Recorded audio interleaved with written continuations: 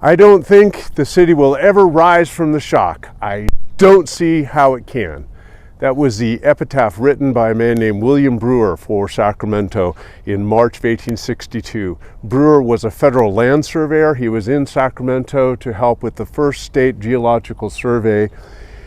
In March of 1862, he had seen evidence of what had happened 2 months before, because on January 9th, 1862, something about this unfixable levee on a bend of the American River that has broken many times broke again, except this time it was a big one, a storm the likes of which Sacramento had not seen in the long decade of floods that Sacramento had had to deal with. In fact, Sacramento has not seen a storm of that size since. Sacramento was underwater for the entire winter of 1862, part of a mass inland lake, because not only was Sacramento flooded, but the Sacramento and San Joaquin valleys became a single lake about 300 miles long from Red Bluff in the north to what became Bakersfield in the south, and between 20 and 60 miles wide. Residents scrambled for someplace high and dry, whether that was in the upper floors of buildings. Shopkeepers brought their inventory to the upper floors.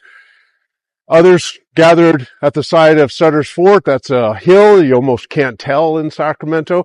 Or someplace like this. This is Poverty Ridge at 21st and T Streets, so named because in the early years of the city, when it was faced with a lot of floods, those who had no other accommodations gathered here at a high level in the city. This is now one of the more fashionable neighborhoods in downtown Sacramento.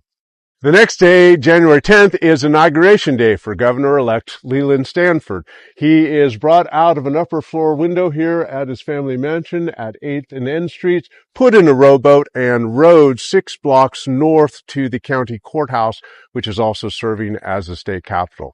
The state legislature itself went to San Francisco in this terrible flood. Makes perfect sense because before January's out, 24 inches of rain falls.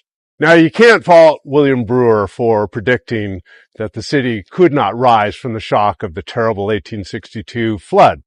Thankfully, he was wrong.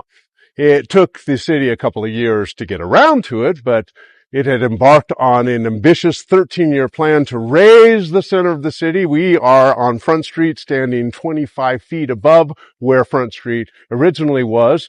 The city also rerouted the American River, so the mouth of it now flows a mile up the Sacramento River from where it was originally, and rose the levees ever higher.